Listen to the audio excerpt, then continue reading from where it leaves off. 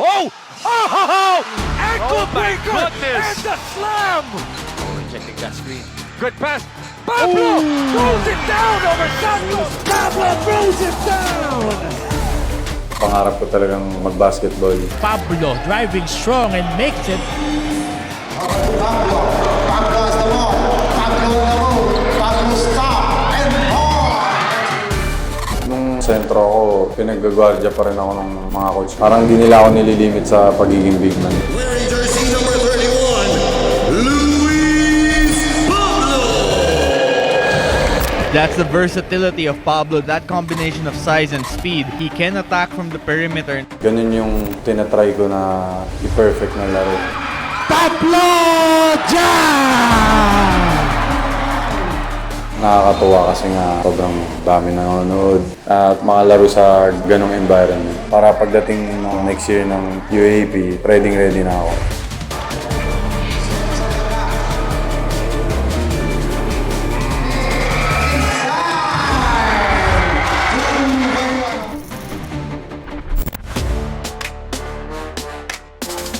Nandito kami ngayon sa San Luis, Pampanga. Maglalaro kami ngayon ng liga dito.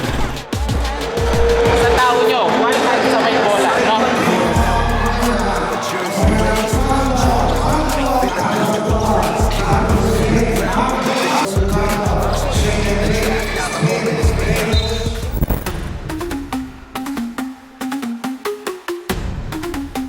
Luis Pablo, 20 years old, 6'7", power forward from Imus, Cavite.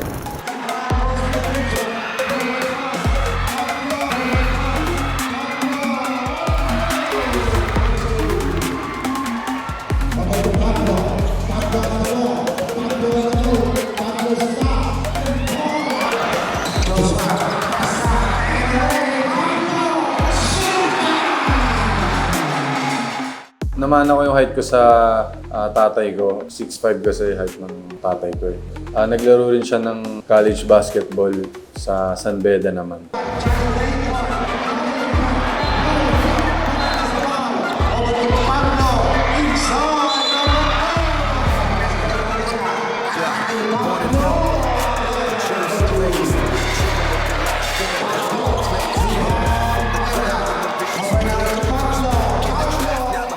Marami nga rin po nagsasabi kung naanak daw po ako ni Victor Pablo. Hindi po talaga. Manalini, the pass. Pablo with a slam a jammer. Pinapanood ko na maglaro ngayon talaga sa NBA si Paulo Banchero. Ayun nga, malaki siya. Kaya niya gawin lahat. Ganun yung tinatry ko na i-perfect na laro. Kasi sobrang laking advantage ng ganung laro lalo na sa gantong height. Naging varsity ako, grade 4 ako eh. Height ko noon mga 5'7" na. Nag-start talaga ako sa Cavite. Doon ako nag-start talaga ng competitive basketball. Marami akong nakalaro doon. Marami rin akong natutunan sa mga naging coach ko sa Cavite. Kahit nung sentro ako, parang pinag-guardia pa rin ako ng mga coach ko din. Parang di nila ako nililimit sa pagiging big man. Naging teammate ko doon sa St. Edward, si Ray Remogat. Nung first year high school ako, nag-champion din kami nung liga namin. Bago kami pumunta ng mga school sa Manila.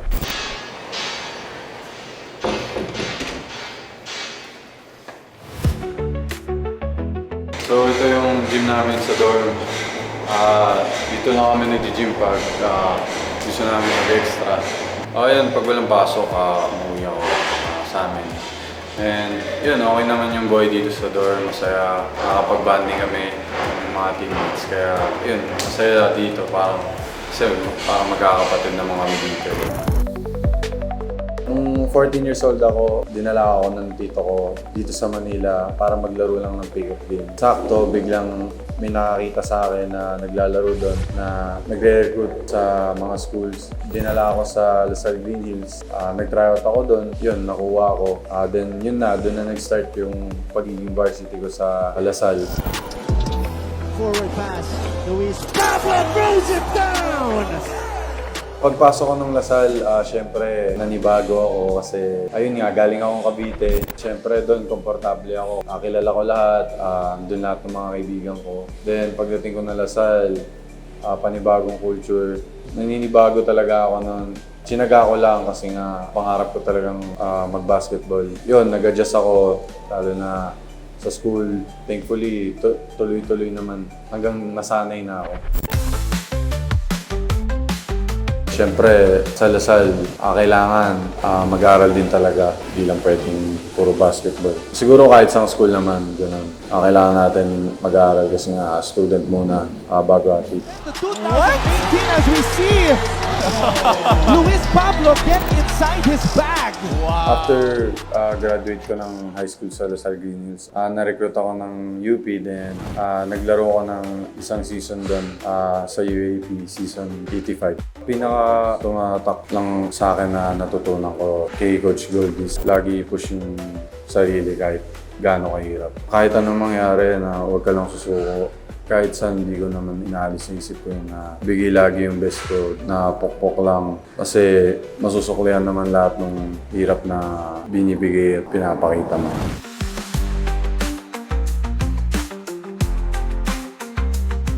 Isang reason kung ba't bumalik ako sa Lasal kasi gusto ng family ko. Lalo na yung mami ko kasi yung mami ko sa Lasal din nag-graduate.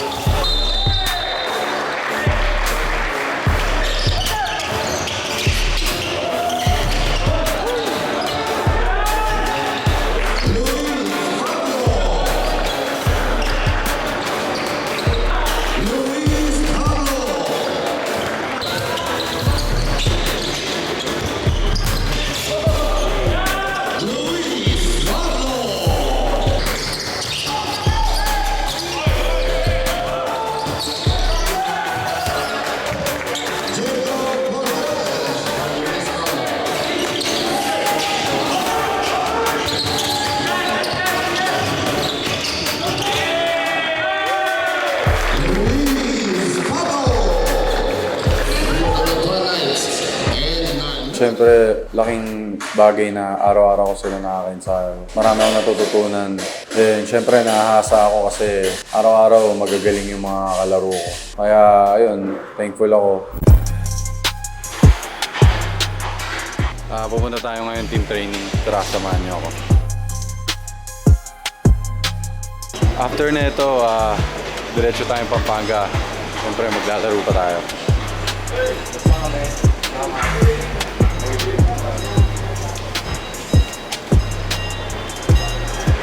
Guys, practice lang kami. Kita-kits tayo mamaya.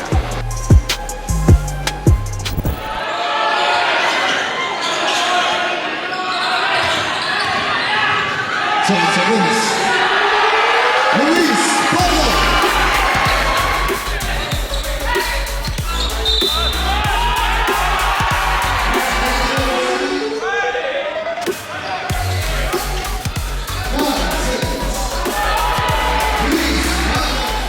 Sa team training namin, syempre, na-practice namin yung mga plays namin, pati skills, na-ensayo din namin yun. Pati, syempre, depensa namin. Scrimmage din, pagdating ng dulo ng practice.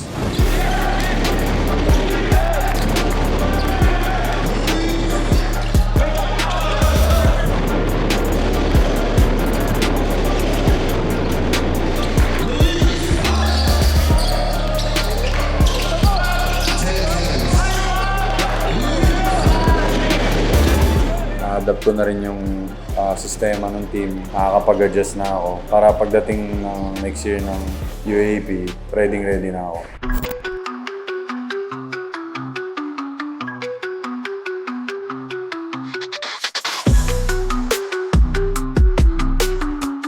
Advice lang nila sa akin, syempre aralin ko yung sistema ng ni Coach Topex. Syempre bigay ko lang yung best ko palagi para makatulong sa team.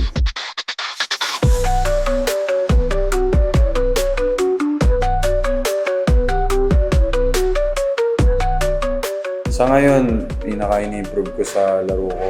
Siyempre, shooting ko, mga reads sa laro. Yun yung main priority ko ngayon. Saka siyempre, magpalakas ng katawan.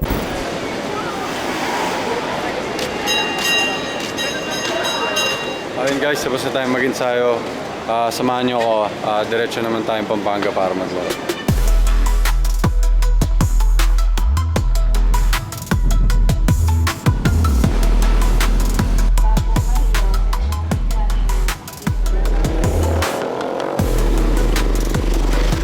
This is Luis Pablo and nandito kami ngayon sa San Luis, Pampanga. Maglalaro kami ngayon ng liga dito. Solid na experience yung last game.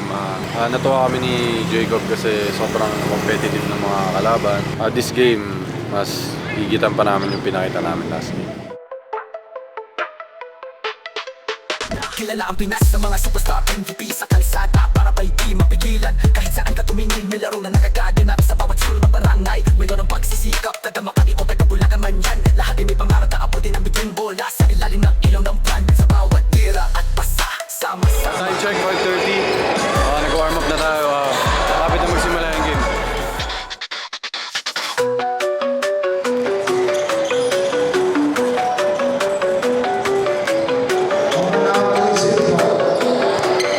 Pablo, give it away. Pablo, fine. Pablo, nice pass to Miranda. What is it?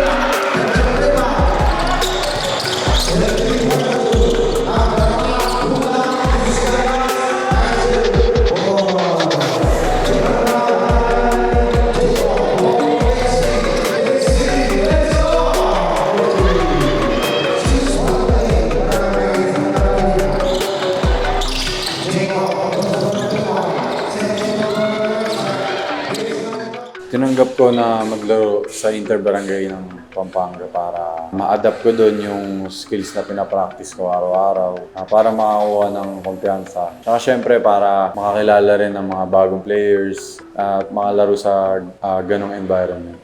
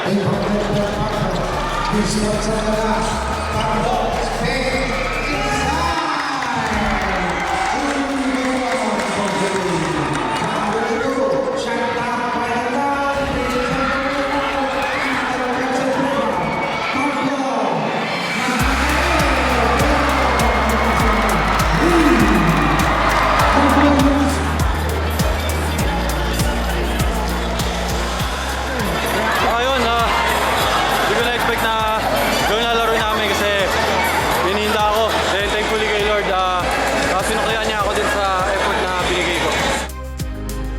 Sobrang nakakatawa environment doon sa Pampanga. Nakakagana, pati syempre yung mga kakampi namin doon. Masaya rin sila kalaro. Sobrang thankful lang na ganun yung suporta ng mga tao doon. Wearing jersey number 31, Luis Pablo. As a student athlete ng Lasal, syempre blessing siya para sa akin. Ang daming nangangarap na maging varsity sa mga big schools. Kaya sobrang blessing na mabigyan ako ng opportunity na maging student athlete para sa Lasal. Yun, advice ko lang din sa mga student athlete na hindi pababayaan yung pag-aaral. Siyempre, priority natin lahat yun. Kaya naman natin balansin. Nakasanayan naman na natin yun. 19 seconds remaining in the first. Pablo driving strong and makes it. Inspirasyon ko, siyempre, family ko. Lalo na yung mami ko. Nakikita ko paano siya naghihirap para mapalaki kaming magkakapatid ng tama. Then yun lang yung nagpupush sa akin. Gusto ko masuklian yung mga hirap na ginawa niya para sa akin. Lahat ng bagay na ginagawa ko para sa kanila.